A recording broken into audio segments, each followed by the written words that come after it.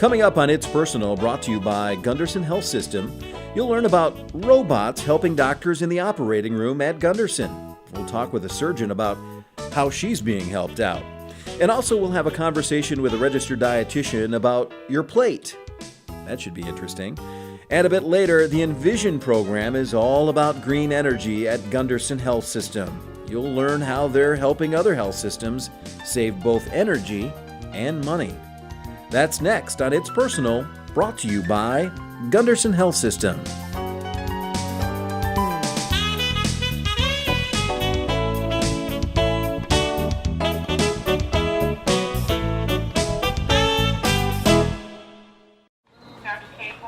As someone with cystic fibrosis, I spend a lot of time at Gunderson Health System. The doctors and nurses have become kind of like family. After a recent stay, I was hoping to go home when my nurse, Angie, told me I'd need to stay another day. Well, I wasn't very happy, and I might have let her know it as she left my room. A few minutes later, in walks someone dressed as a superhero. Mask, cape, boots, the whole deal. I didn't know who it was at first, but when she put her hands on her hips and said, "I heard someone isn't having a very good day," I knew exactly who it was. I've never laughed so hard in my life. Once again, my superhero nurse had saved the day. Gunderson Health System employs the very best staff in the region, but it's their creative caring that makes them some of the best in the world. We call it Love Plus Medicine. Learn more about Gunderson hospitals, clinics, and specialty services at gundersonhealth.org.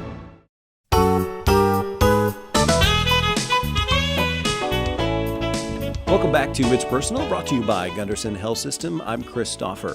Robotic surgery has been in the La Crosse area, believe it or not, since about 2007.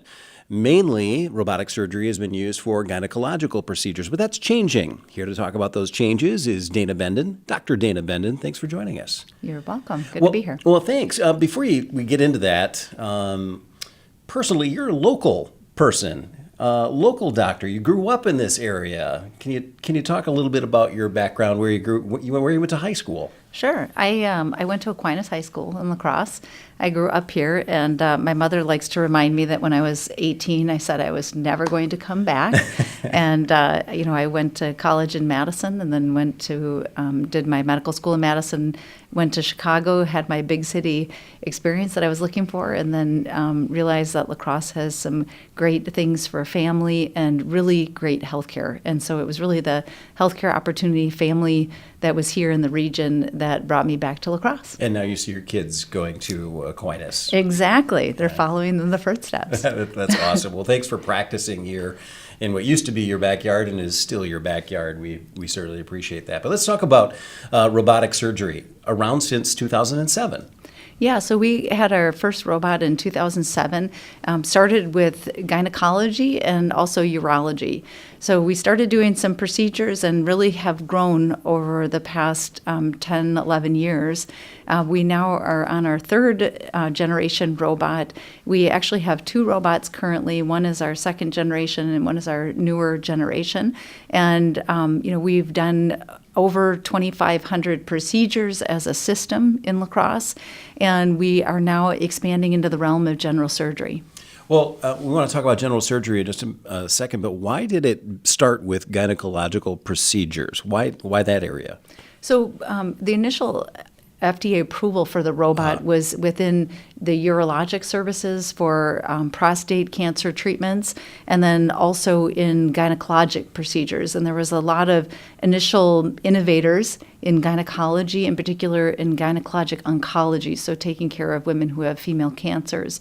And they were able to take a volume of patients that previously had to have open procedures and move them to minimally invasive surgeries with robotics.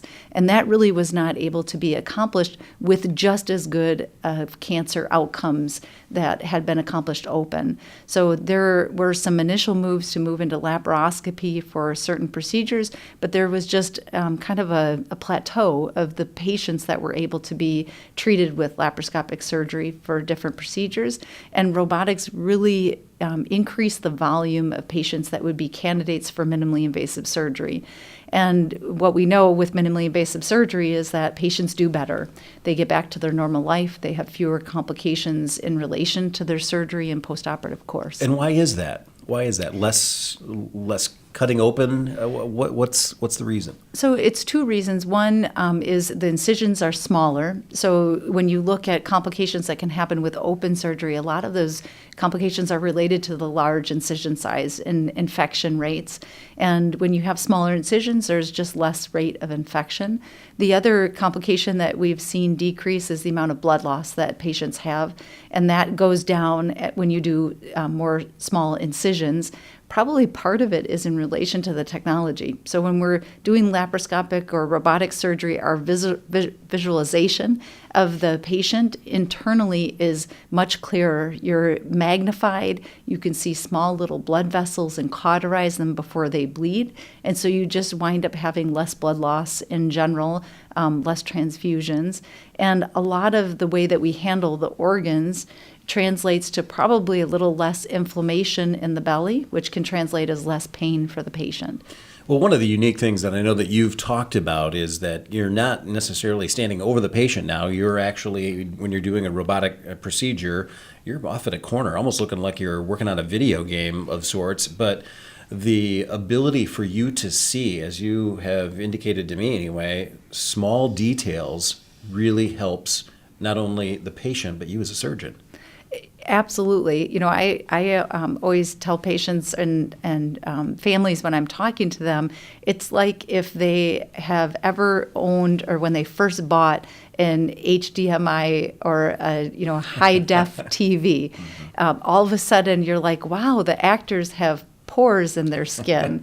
And the amount of technology and enhancement in the video that you see that is really like when the patient is open, but so magnified and so clear, it's really better than the distance from when I'm looking from my eye to where the surgical field is. That's all brought closer to me and more magnified and really a clear, crisp visualization. And I wonder if this is something that a surgeon would want to admit or not, but the robot actually has greater field of movement? It definitely does. So our wrists have limitations in the way that we can rotate them. And the robotic arms can obviously move in a greater degree of rotation than our wrists do. So whereas if we were doing a move, we might have to stop and reposition our hand to be able to continue the move, the robot really can continue that rotation without having to stop. We're talking with Dr. Dana Benden, and it's about robotic surgery, which has been offered at Gunderson Health System since 2007. But really the big news lately is that there's been a transition towards more general surgery. Talk about that. So recently, probably over the last year and a half, as the general surgeons have seen the advancements in robotics and the procedures that can be accomplished in gynecology and urology, general surgeons have been looking at that technology to see how can it help them. And they have really started to grow their use of robotics, in particular for work with colorectal cancers and doing colorectal surgery and in hernia repairs, and even in gallbladder, liver resections, pancreas resections. So they have now realized the technology can afford them, again, increasing the amount of patients that can qualify for minimally invasive surgery that they might not have been able to offer.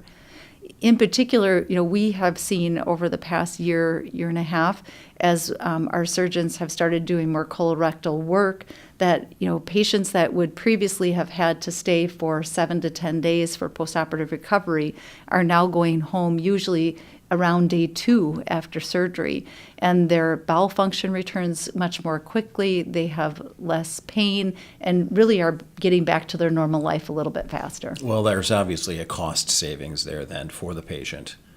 Absolutely. I mean, if you think about it, both from a hospital stay, which is expensive, and from the impact to their life and being out of work. they are able to get back to their livelihood much faster when they are having incisions that are smaller and afford them a quicker recovery time. Certainly good news for the patient, their family, and employers in the area as well. Talk, if you would, just a little bit about what patients say to you when you say, yeah, we're going to be using a robot on you for your procedure. What's the reaction? So I try to explain it first from just, we used to do incisions that were from above your belly button down to your pubic bone, really big incision. But now we have technology that we can do small incisions, and we use some technology that uses a surgical robot. And sometimes I get wide eyes because the idea of what a robot is the robot doing my surgery? And no, the robot doesn't move unless the surgeon moves it. And we talk about the technology and how we as surgeons set up the surgical field, we connect the robot, and then once everything is connected, we have an assistant who will be at the bedside the entire time, and they help make adjustments on the arms as we need them or to assist us during surgery. And then we sit in the same room, but at a console just adjacent to them. So once they kind of get the visualization of how the room looks and that we're there and we are in control of the instruments, not the robot, usually they're much more reassured about that. So where do you see robotic surgery in the future? Where is it headed? Because we're already seeing a transformation over a pretty short amount of time. Are we just having to wait for the government to get approval on furthering robotic surgery? I think that we are likely going to see more and more surgeries that are converting from an open procedure to a minimally invasive procedure. There is really no doubt that evidence shows that patients do better with a more minimally invasive approach. So as we continue to study and see the outcomes of patients that have robotics and know that they are just as good as when patients have open surgery. Hopefully where robotics is headed is to be able to expand that patient population to grow in procedures and also to hopefully help with cost. And not just the cost of the actual procedure in the hospital, but the cost to society of having patients that have to recover longer and instead can get back to their normal lives and be functioning members of society a little bit faster. Maybe when we think about this 20 years from now, we'll be thinking about this as a transformational time and how slow it actually got to be to get to furthering robotic surgery. Well, and I think about it in the realm of when you look at how a computer started. A computer started and it took up an entire room, and now we hold a computer in our hand and use it as our cell phone. And I would foresee that robotics will continue to have that evolution where we might see it get more streamlined and just more a standard of how we function in day-to-day life. Well, we're out of time, but I do want to ask you if you're a patient coming in, and should you be asking about robotic surgery? Because obviously there's a shorter recovery time. It seems to be better for both patient, family, and we even mentioned employer. Should that be something that you should talk to your doctor or provider about? I definitely think you should. In particular, if you're going in for a procedure and your doctor is talking to you about doing an open procedure, I think it's something to bring up to your physician and say, am I a candidate for robotics? Am I a candidate for minimally invasive surgery? Because that, in the long run, is really what our goal is to get patients with fewer complications, quicker recovery time, and just back to their normal life a little bit faster. Final question. This all started through philanthropy back in 2007. It did. We have had some very generous patients who have been very generous to our health system and really been able to provide the finances for us to have the technology. So we're very grateful to them. They have been the springboard for our program here at Gunderson Health System. I am grateful to them on a daily basis and will continue to be. Patients and their families very grateful as well, that's for sure. Dr. Dana Benden, thanks for joining us. Again, if you'd like to learn more about robotic surgery, you can go to the Gunderson Health System website. That's easy to find. It's gundersonhealth.org. When we come back, we'll have a conversation with a registered dietitian about your plate.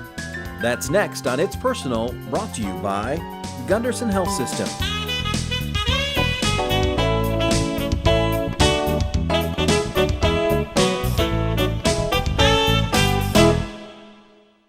Let's face it, when you've been in labor for 24 hours, you're not exactly pleasant.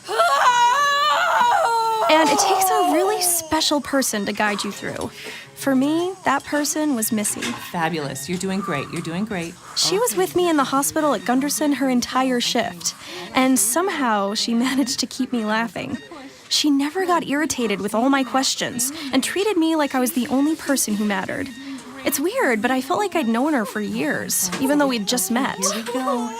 And... Missy is an amazing nurse. And because of her, I am a very happy first-time mother. And she's why I'm taking classes in the local college nursing program. Gunderson Health System uses the power of love plus medicine, making each patient experience as amazing as possible. Learn more about Gunderson hospitals, clinics, and specialty services at gundersonhealth.org.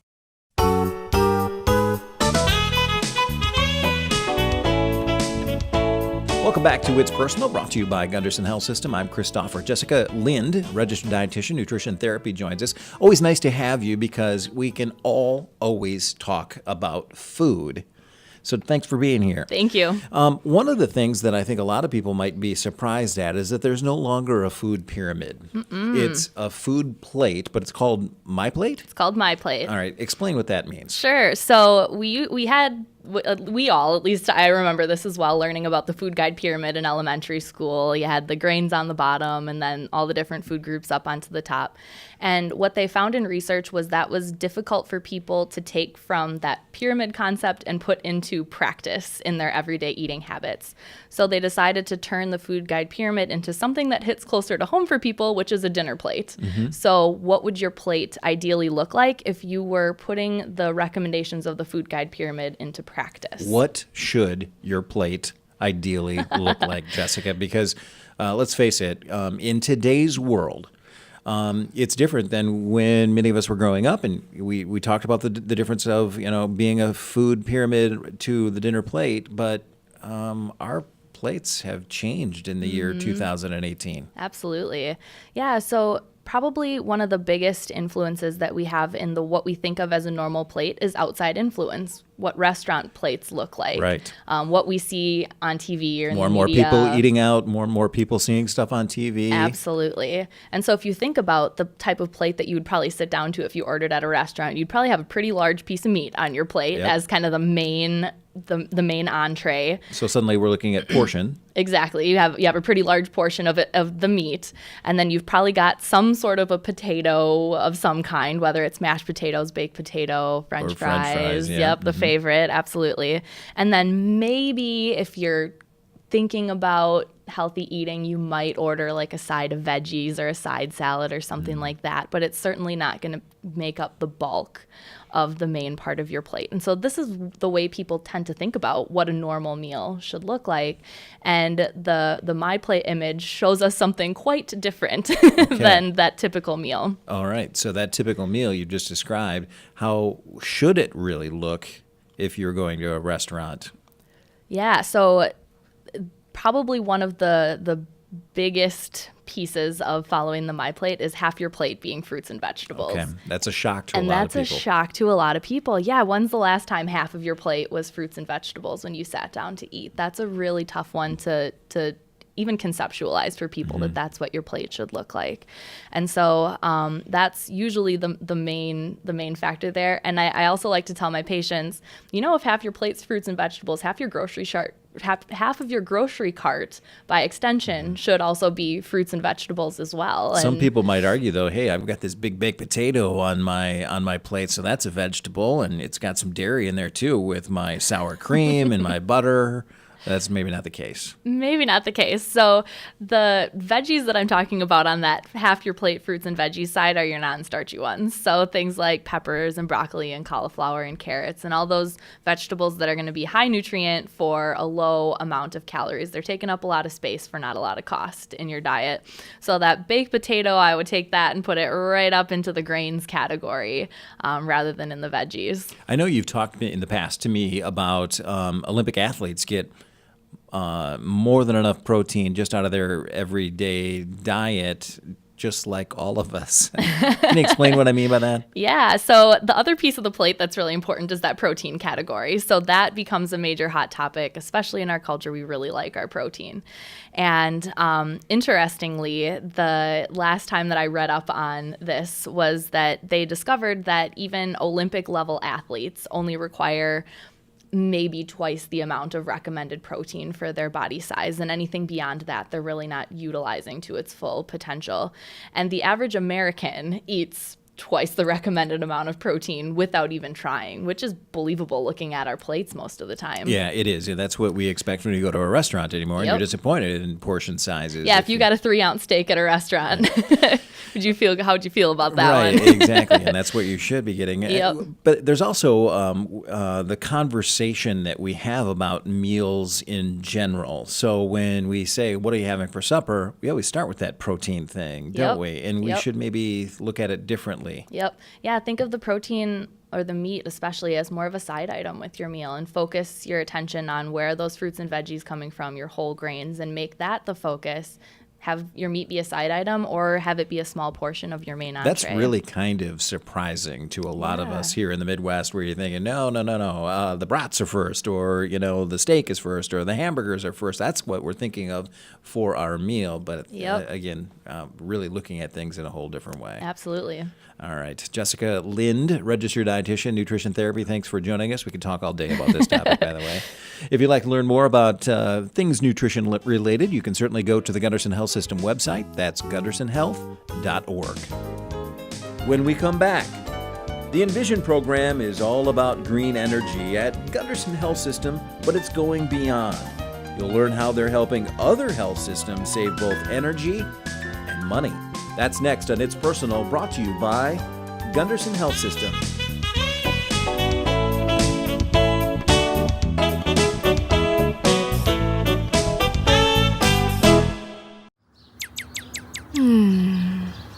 This is Nancy, and this is the first time she's been outside in days. She's been rehabbing at Gunderson Health System, and now she's relaxing comfortably in bed, outside, on the patient terrace. I'm an outdoor person, and I really missed getting out.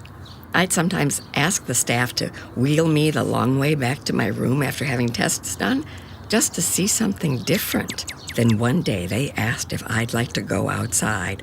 I thought they were joking. Having a bed outside the hospital is not usual protocol for the staff at Gunderson, but sometimes a little more personal care is needed.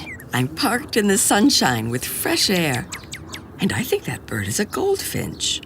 At Gunderson, we believe when a patient is as comfortable as possible, more is possible, and that love really is the best medicine. Nope, it's a cardinal. Learn more about Gunderson hospitals, clinics, and specialty services at gundersonhealth.org. Gunderson, where caring meets excellence.